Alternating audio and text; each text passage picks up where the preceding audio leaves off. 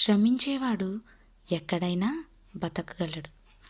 సోమరిపోతూ బంగారు గనిలో ఉన్న బికారిగానే ఉంటాడు.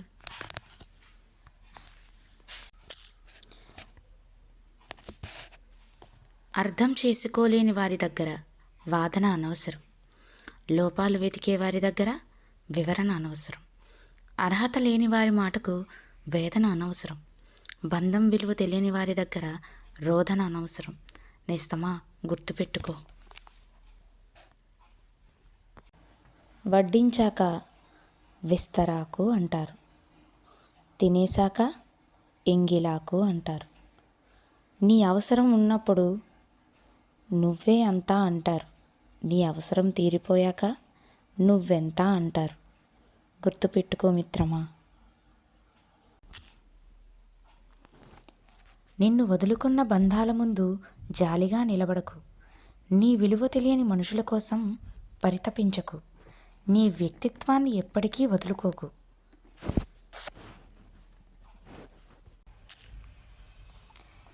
జీవితం ఒడ్డుకు చేరిన వారి మాటలు ఒకలా ఉంటాయి, నీళ్లలో ఈదేవాడి ఆలోచనలు మరోలా ఉంటాయి.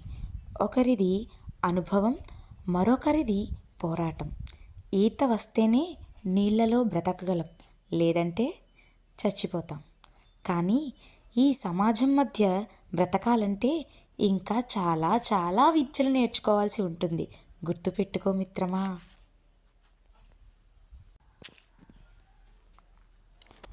ప్రశాంతంగా ఉండాలంటే ఎదుటివారు మారాలి లేదా ఎదుటివారిని మార్చాలి అని ప్రయత్నించకండి.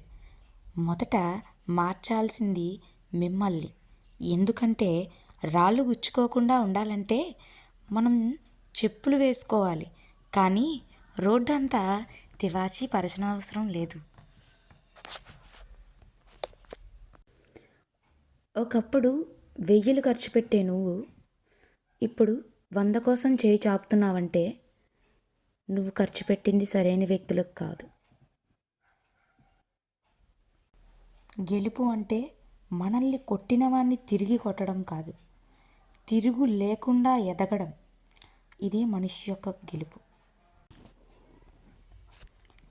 చెట్టు ఎంత గట్టిగా ఉన్నా కాలాన్ని బట్టి ఆకులు పువ్వులు వస్తుంటాయి, రాలుతూ ఉంటాయి.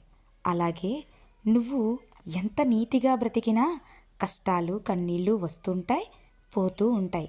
ఇక్కడ మనం నేర్చుకోవాల్సింది తడబడడం కాదు, నిలబడడం. అప్పుడే అనుకున్నది చేయగలం. గుర్తుపెట్టుకో మిత్రమా.